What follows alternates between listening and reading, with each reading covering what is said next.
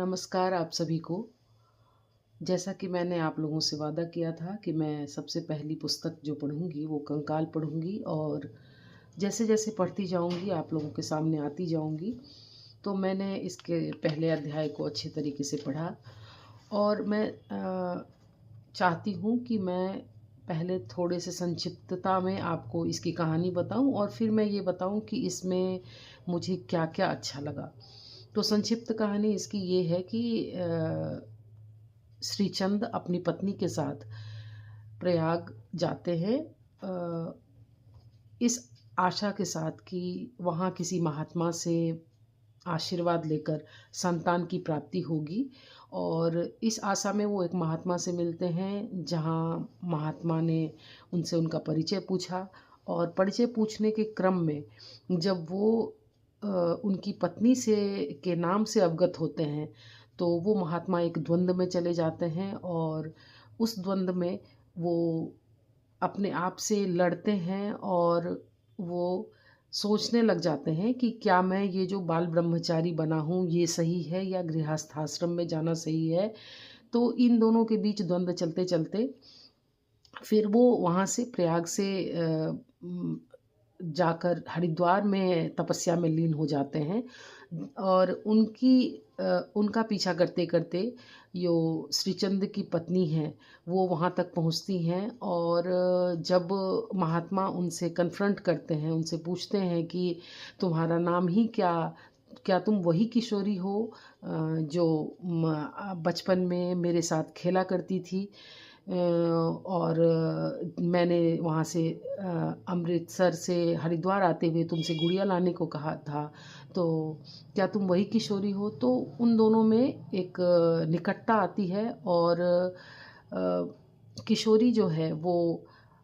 अकेले ही हरिद्वार में रुकी हुई हैं और निरंजन के साथ उनकी निकटता होती है और इसी क्रम में जब एक दिन किशोरी अपने गंगा किनारे वाले डेरे पर खिड़की खोलकर बैठी हुई थी शरद ऋतु में, तो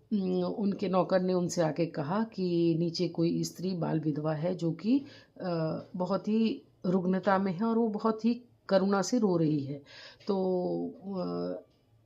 किशोरी दौड़ती हैं और उसको बोलती हैं, गले लगाती हैं, बहुत बड़ी संवेदनशीलता से पेश आती हैं और उसको बोलती हैं कि मुझे भी यहाँ पर एक साथी की ज़रूरत है जो मेरा खाना वाना बना सके, एक ब्राह्मणी की ज़रूरत है, तो तुम मेरे साथ ही रह लो। और उसके दर्द से वो अपने आप को कनेक्ट कर पाती हैं और फिर वो ये सोचने में लग जाती हैं कि मेरे पति जो हैं वो कितने निर्दयी हैं कि मुझे यहाँ अकेले छोड़ कर गए हैं और ख़ुद तो अमृतसर में अपने व्यवसाय संभालने में लगे हैं। तो ऐसा वो सोचती हैं कि जब तक मेरे पति मुझे लेने ना आएँगे, जब तक मुझे मनाने नहीं आएँगे, मैं उनके साथ नहीं जाऊँगी। ऐसा करके वो वहाँ पर रहती हैं। तो मुख्य जो ये कहानी है उसके ये 2 स्त्रियों की कहानी से शुरू होता है जो एक किशोरी हैं वो और जो एक उनके शरण में वो ब्राह्मणी रामा जो आती है वो जो बाल विधवा है वो अपनी कहानी ये बताती है कि उसके देवर ने उस पे दुराचार का आरोप लगाकर उसको प्रयाग हरिद्वार में छोड़ दिया है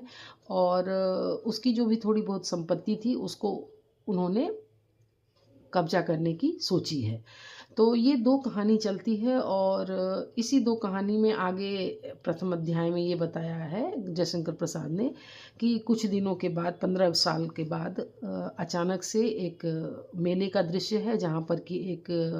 नवयुवती जो है वो अकेली पड़ गई है, उसके माता-पिता से वो बिछड़ गई है और ऐसे में एक अधेड़ स्त्री आती है और उस स्त्री जो वो नवयुवती थी तारा,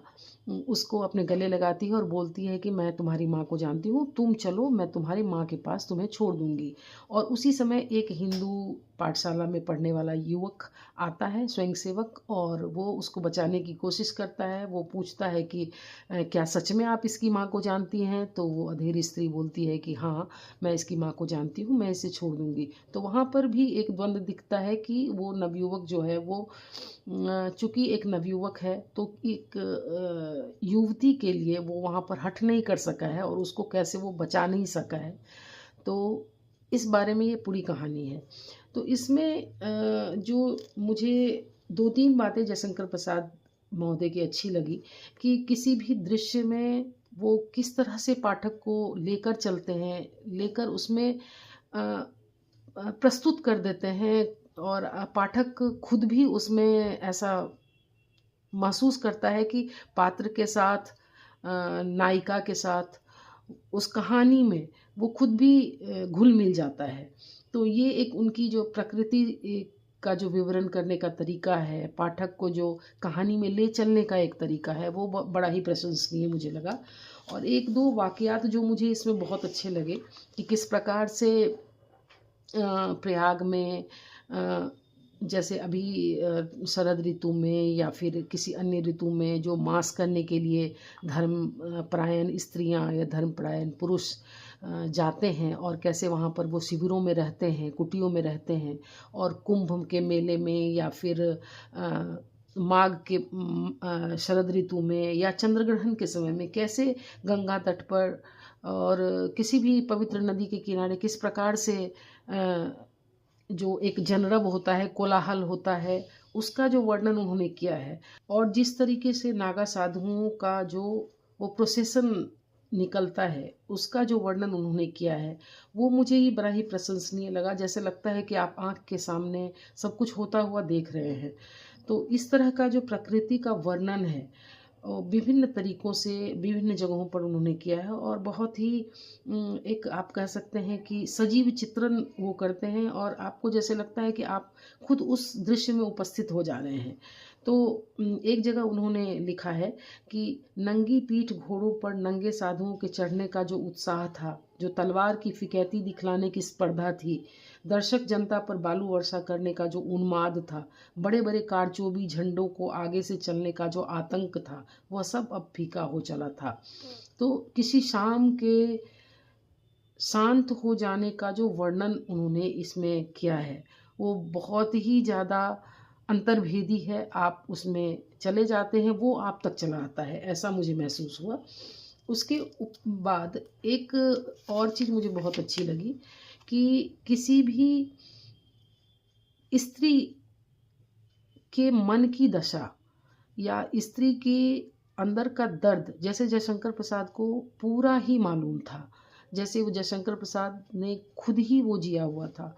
तो मुझे बड़ा आश्चर्य लगा ये पढ़कर कि एक वाक़ये में वो बता रहे हैं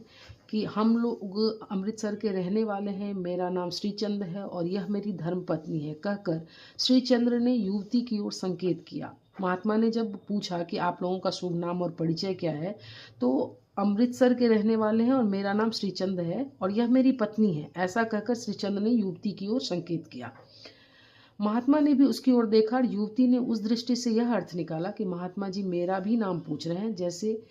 किसी पुरस्कार पाने की प्रत्याशा और लालच से प्रेरित होकर बोल उठी, दासी का नाम किशोरी है। तो इस जगह पे मुझे ये महसूस हुआ कि सच में जीवन के दूसरे चरण में जब स्त्री घुसती है, जब प्रवेश करती है, तो उसके बाद उसके नाम को भुला ही दिया जाता है। उसे स्वयं भी नाम याद रहता है अपना या नहीं मुझे नहीं मालूम। तो अधिकांश केसेस में मुझे यही दिखे कि लड़कियों का नाम गुम हो जाता है। तो उस स्थिति में इसका सही चित्रण यहाँ पर जयशंकर प्रसाद महोदय ने किया है, ये मुझे बहुत अच्छा लगा। उसके उपरांत आप देखेंगे कि उस तपस्वी का जो द्वंद्व है वो कितने अच्छे तरीके से जयशंकर प्रसाद ने इसमें दिखाया है और आप उससे अपने आप को कनेक्ट कर पाएंगे, ऐसा मुझे लगा। मैं कनेक्ट कर पाई कि सच में हर एक क्षण, हर एक कदम पर आप अगर थोड़े भी संवेदनशील हैं तो आपकी स्मृतियां आप में द्वंद्व पैदा करती हैं और ये आप पे निर्भर करता है कि आप उस द्वंद्व में किस पर विजय प्राप्त करते हैं, अच्छाई पर या बुराई पर। तो ये जो कंकाल है इसका प्रथम पाठ मैंने पढ़ा है और मुझे ये 2 बातें बहुत अच्छी लगी हैं और मैं चाहूँगी कि आप लोग भी इसको पढ़ें। और एक और चीज़ जब